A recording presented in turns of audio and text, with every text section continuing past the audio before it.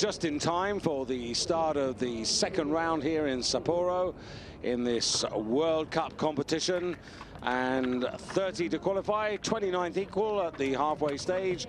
The United States represented by Peter Frenet. Really nice to see Peter in the second round, and a little bit of a boost for him in this season where, in terms of American ski jumping, it's the likes of Sarah Hendrickson who's been making all the headlines.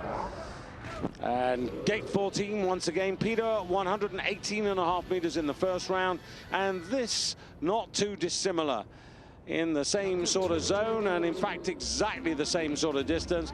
The win from the front, as it has been right the way through this competition, and Frenet setting the standard. And the spread between 30th and first at the halfway stage, significant, 31.3 points. So you're looking at something like, about 15.5 meters in terms of distance. So that's quite a margin by which the top 30 are separated at the top and bottom end of the class.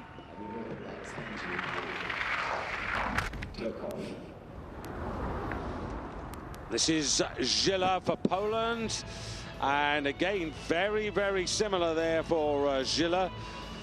Gila and Frenet exactly the same points, 31.3 point deficit, and half a meter further, but a little bit more wind deduction. Style slightly better for Gila. It's close, and 197.8, and Frenet 197.9. Now the good news for Frenet there is the fact that he's got now at least 2 World Cup points, and for Peter Frenet that's really good news, because those are his first World Cup points of the season. His personal best, 18th here, not last season but the season before Peter Frenet. So Sapporo continues to be somewhere where he can find a smile. Now Watanabe for Japan.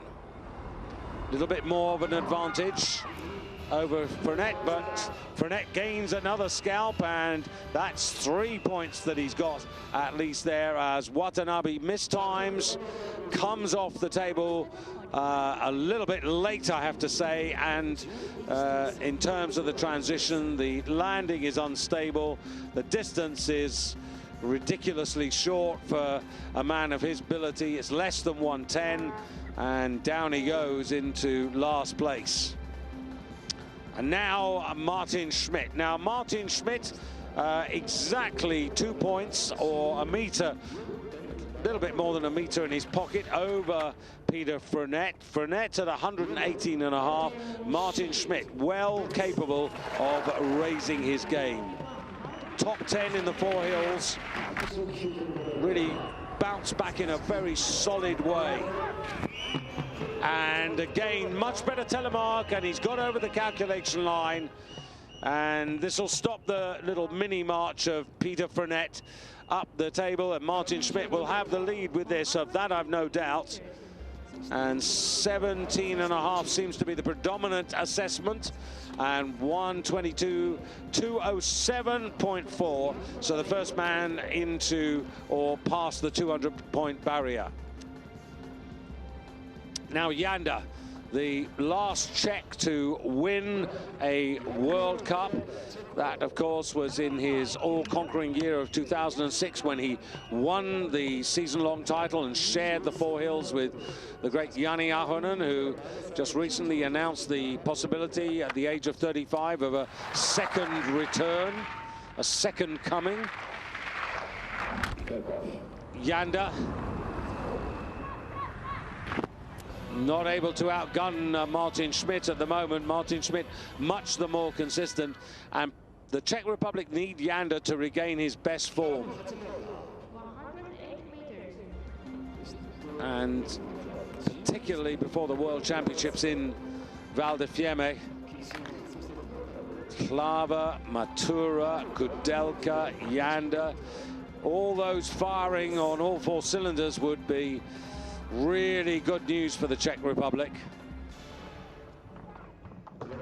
Now, Sakayama for Japan.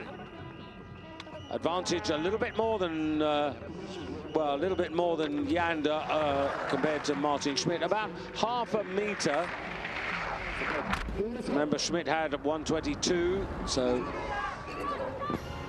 no, Martin Schmidt marches up again. And also worth mentioning at the moment, Peter Frenet stays in second place.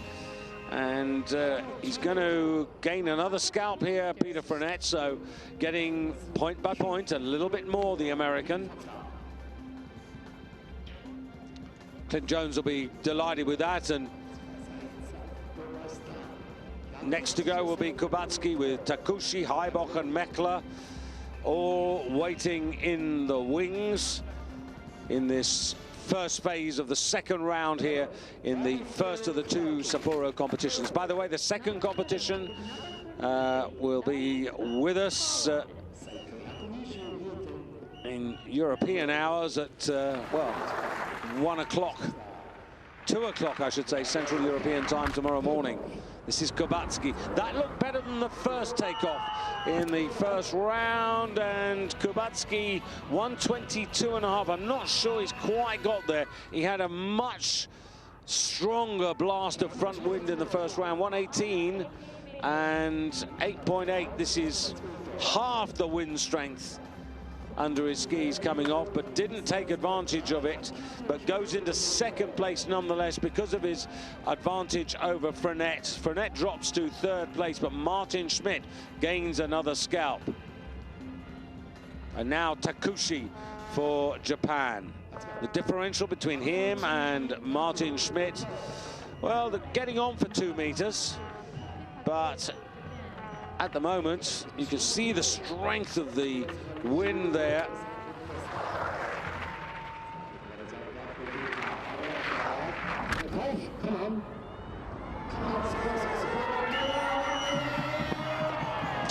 And Takushi lays down the sort of performance that his head coach, that's Tomoharu Yokoka, would have really wanted in the first round. 1:30.5. It's a big deduction in terms of style points there. 20 in terms of wind support, I should say. 20 points coming off. That's like taking again 11.5 meters off your score, and that's the compromise. But 2:17.5. It's a 10-point lead over Martin Schmidt. Just the sheer distance doing it over one of Germany's favorite ski jumping sons, and now Michael Heibock. This will be a tall order for Heibock to match, and the wind's just softened off at this particular moment again. Heibock's got to be right up at about 125 meters. And he's more like 120 than 125, and that's going to keep Takushi at the top of the table. And could be interesting here with Martin Schmidt. Is Martin Schmidt going to hold on to second place? Heibock just squeezing into second. 2:07.8. Martin Schmidt 2:07.4. And Kubatski down to fourth, and Frenet down to fifth. And next up, Maximilian Meckler, 21st at the halfway stage, 23 points behind Jan Matura of the Czech Republic, the halfway leader. Settles in to build the speed to something like 88, possibly 89 kilometers, one or two of them. But that's a decline, I'm afraid, for Meckler. Sub 120, and you're going to slip down the order. 117.5 meters. And is he going to slip below Peter Frenet, who's in fifth place? No, he's just above him.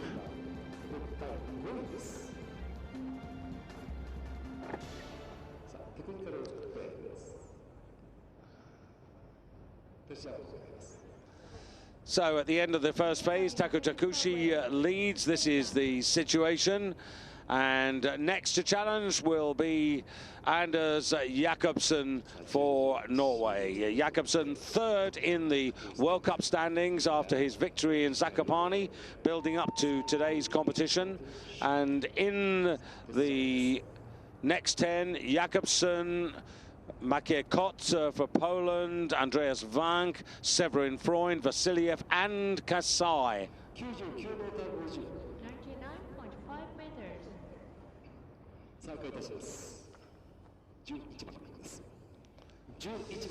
So it'll be Jakobsen to take on Takushi, and the differential in points between them at the halfway stage about 4 points, so 2 meters. But the thing about Jakobsen is that he's 21 points off the lead now. If he really wants to throw the gauntlet for Poland,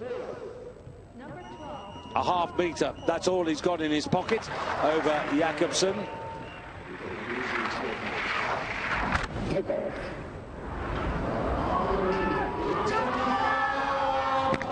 Beautifully done and well held together. And Lukas Krojcek really excited, and so he should be. He was really heading towards 140 there. And the way he's held this together, he deserves a big pat on his back, because landing at this sort of distance, 138, it's a huge deduction. You can see there are 22 points, but he's easily eclipsed Jakobsen. But there are 1, 2, 3 marks of 18, 1 of 17.5. Well done, Maciej Kot. Per meter in distance at the halfway stage. And that's pretty good. That's certainly up to the sort of meters he produced in the first round. So 2 performances, 131.5, but more wind strength, but overall a better performance. Now Kot 138. There's no way that Vank is going to depose Maciej Kot. Could be second place though, and indeed it is. 2:23. Maciej Kot with the best part of a 5-meter advantage over Andreas Vank. And as I said, when he started there, he had only half a meter. It just shows you how much Maciej Kot gained with his second performance. May continue to climb up the table, because Wolfgang Leutzel, pretty similar task to that of Andreas Vank.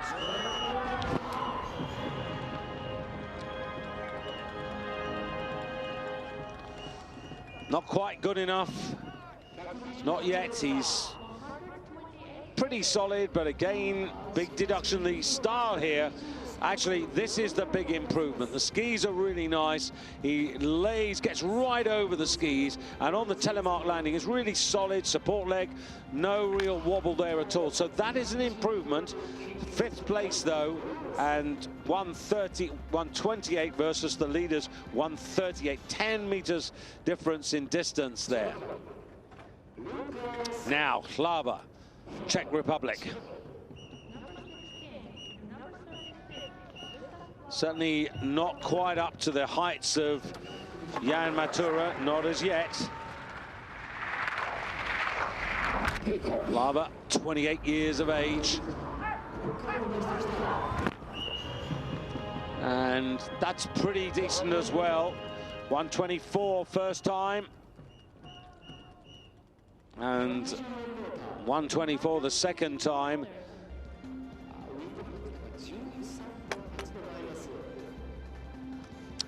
Fifth place.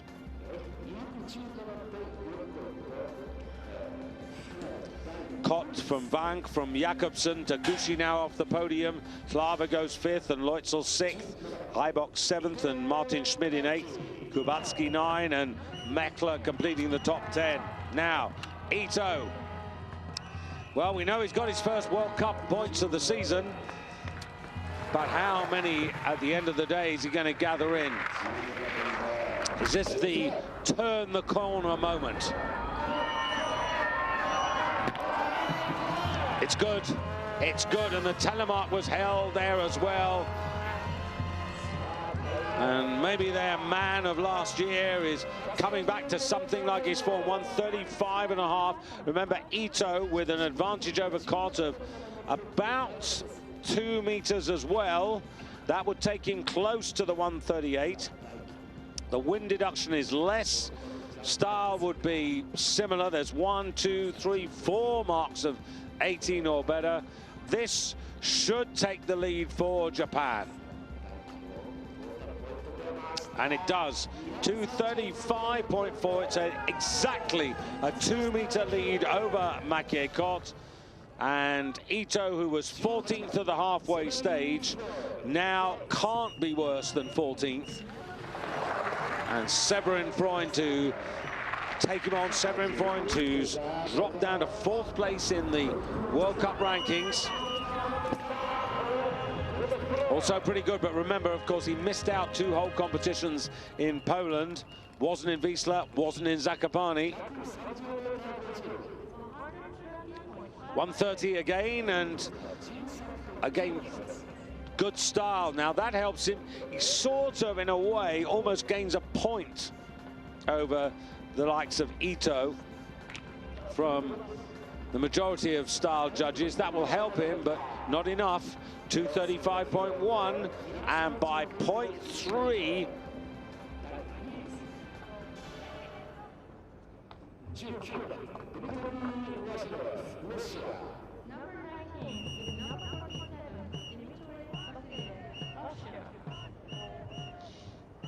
By 0.3, Severin Freund in 2nd place.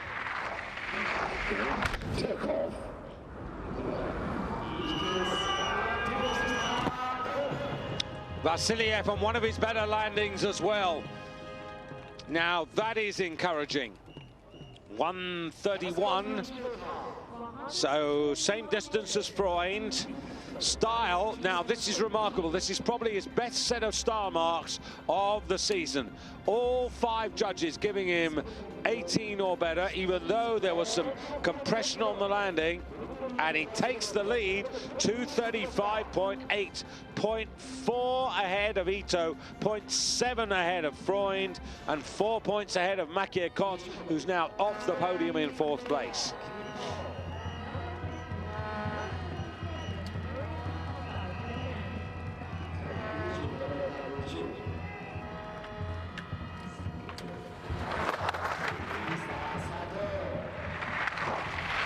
Well, Kasai.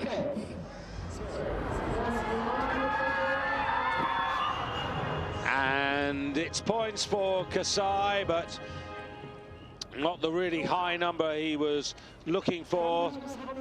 So far, Kasai, his best result of the season, 7th in Kusamo, 10th in Lillehammer. Those are his 2 best performances. But this will encourage and help a little bit. And it does vindicate the decision to cut away from Poland early, to come in here to prepare. Ito, the best Japanese in number 2, and Noriaki Kasai giving them 2 in the top 5. Russia lead from Japan with 10 to come. Freund in 3rd place. And the next man to challenge the top 10, as you look at them now, Kamil Stoch, 12.7 points behind Jan Matura, the leader at the halfway stage.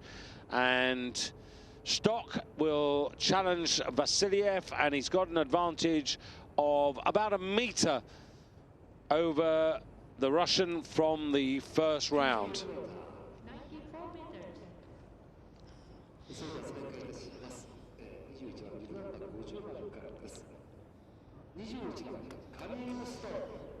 So Dmitry Vasiliev has the advantage, and in the top 10, the following contenders. Kamil Stoch for Poland, they're one and only. For Slovenia, they've got Proitz, they've got Tepes, they've got Kranets. For Switzerland, Gregor Deschwanden, who is in line for a lifetime best, given the fact that he won a Continental Cup competition here last weekend. Kobayashi for Japan is their best chance. Neumar represents Germany's hopes. And then Bardal, Hilda are the 2 top Norwegians, with Jan Matura of the Czech Republic last to go. Here's Stoch for Poland, going after Vasiliev. And it is better. Now, The problem is that it needed to be high 130s, and it's not.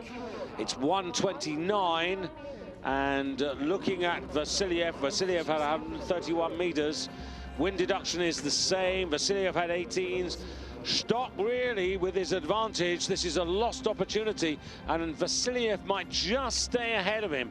It'll be very tight between these two, and in fact Stock down to 4th place. The top 4 covered by just over 2 meters, and just analysing that again, Vasiliev, it is that 2-meter difference that Stock produced, not in his favour but in Vasiliev's. As you see, better Proitz now.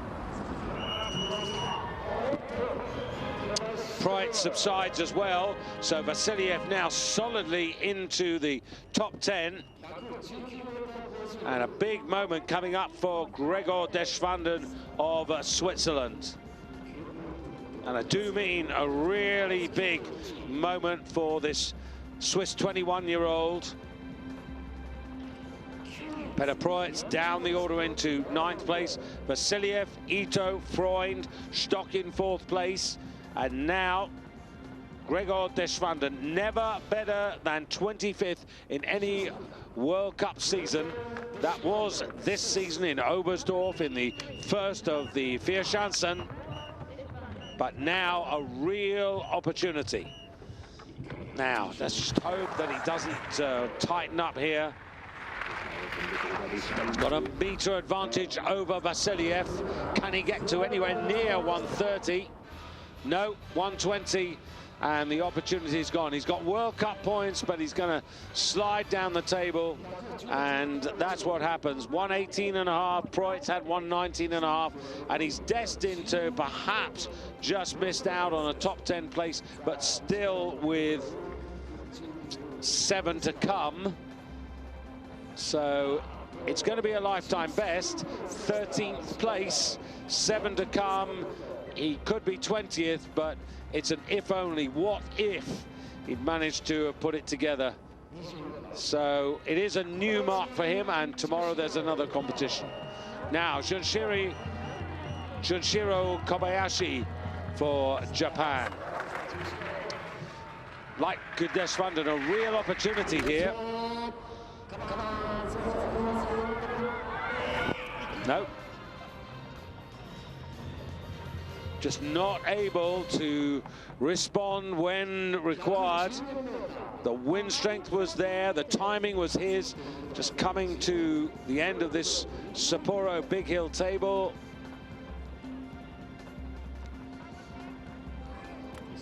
Early or late is academic, but the result, I'm afraid, is a big lost opportunity there for him. Junshiro only 21, and a lifetime best of 16th in Bischofshofen last season. As it is, as a result of this, you can see 16th. So that opportunity of a new personal best evaporates. Vasiliev now, worth noting, is up to 7th place from 12th. So climbing all the time, but the moment of truth may have come now. Michael Neumar, very much in buoyant mood now, Mickey. Got the height, and he's got over 125 meters now. Given his advantage, he had an advantage over Vasiliev of getting on for 2 meters. The style, though, won't be as good as Vasiliev's. 128.5. And just not enough here. And remember, Ito's only 0.4 behind Vasiliev in 2nd place, and Freund, his German teammates, only 0.7 behind. Is this?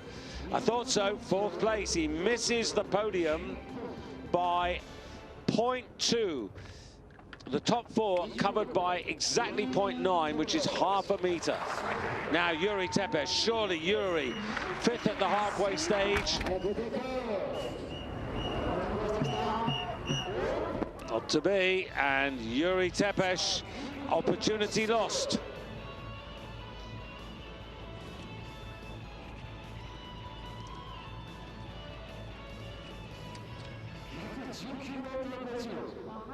Yuri Tepes with a lifetime best of 7th in Lillehammer right at the beginning of the season.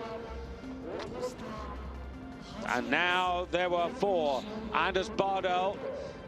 So we're getting pretty crucial here with Vasiliev, who's looking with 4 left. Now, here it becomes a real big difference.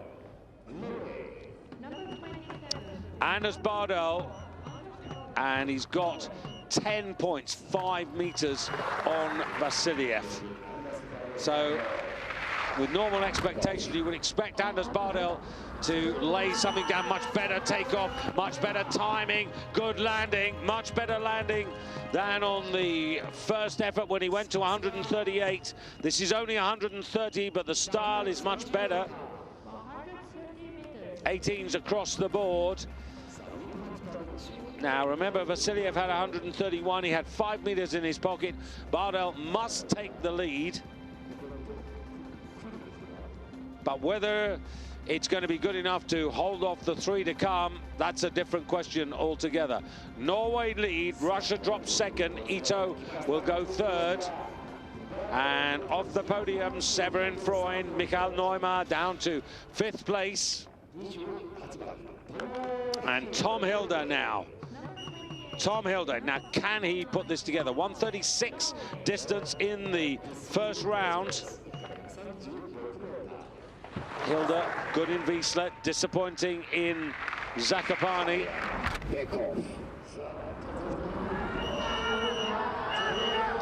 Going after Bardal, and you can see there, Tom Hilder gets the better of his teammates, certainly in terms of big distance. And I would say in style as well, 139, that is only 1 meter short of Roar Jökulsøy's 140 meter, 7-year-old hill record here in Sapporo. Yes, there's a big deduction in terms of wind, and the style is not as consistent as Bardal, but there's the appreciation of his teammate. Norway 1, Norway 2, Hilder first by 6.5 points. Vasiliev now on the 3rd step of the podium with Robert Kranitz and Jan Matura to come. Now Kranitz, his advantage over Tom Hilder, 1.4 points, so about 3/4 of a meter. This is a really difficult task for Kranitz. Almost has to break the hill record, and he's short of that. He's in other regards okay, but hasn't got the distance to depose Tom Hilder. Hilder, 3 times a winner, but he hasn't won since his victory in Bischofshofen. That was January 2011. That was the last time he succeeded. And Bardal stays 2nd. No, Kranitz just gets 2nd. Bardal is 3rd, Vasiliev is off the podium, and we're down to the last challenger. And it's Jan Matura versus Tom Hilder. Jan Matura with 1.75 meters in his pocket. But let's be conservative, just say 1.5 meters. But remember that Hilder has gone to 139, so this needs to be massive. It was 132 for Matura in the first round. He's got that real presence in his eyes at the moment. On the podium would be a lifetime best. And it's pretty good. It's pretty good in terms of trying to get that lifetime best. 4th in Sapporo for Jan Matura is a personal best. 135. Now he's held it together. That's really well done by Matura. Deduction of wind is less by a couple of meters than Hilder. Style is probably not as good, but remember that 1.5 meter advantage that he had. Is it Matura? Is it Hilder? It's Matura! The first Czech victory for Jan Matura. And he's open-mouthed. He's done it. Norway are demoted to second place. Tom Hilda, Kranitz is third. Bardal's off the podium, and David Jiratek, the head coach, can really celebrate, as can Jan Matura, a milestone. Jan Matura's first victory and the first Czech success since Jakub Janda in 2006, his all-conquering World Cup year. 22 years of age, a member of the Dukla Liberec Club, resident in Lomnice, and this 32-year-old has found success in Sapporo, where in 2011 he produced his previous best. But now he is a rarity, a World Cup winner, and David Jiratek, a proud man, and rightly so, of Jan Matura, who has had to work extremely hard. His previous best results of the season, 6th in Zakopane, that was last Saturday, and now this Saturday he's a World Cup winner, and he'll treasure that bib number 38, and I'm sure they'll let him have it. 11th in Wisla, the last week in Poland, really good consolidation of form that we saw in Bischofshofen when he was 14th in the last leg of the Vierschanzen. And Tom Hilda, good sportsman. They know, these guys who've won before, what it means to make it for a first time. Walter Hofer coming up there on the right. Everybody in to congratulate. At the age of 32, just underlining that you're not too old once you tip past the 30s. So a great result for the Czech Republic, for Jan Matura. Many congratulations for us to him. And Tom Hilda, the runner-up, that's a real boost for him. And Robert Kranitz on the podium, and as Bardal in 4th place. And I'll just quickly try and have a look at what that might mean in terms of the World Cup points. Of course, with Gregor Schlierenzauer not here. And Bardal second, 705, that's 135 points behind now. Freund back up to 3rd. Jakobsen drops down to 4th place. Kofler in 5th, and Freitag absent in 6th place. Stock 7th, so he didn't really gain much. Hilda in 8th place. Vellinger 9th, he's absent. And Vasiliev now comes into the top 10. And you can see there Peter Frenet in 25th place. So his first points of the season. And Jan Matura, 20th in the World Cup points rankings.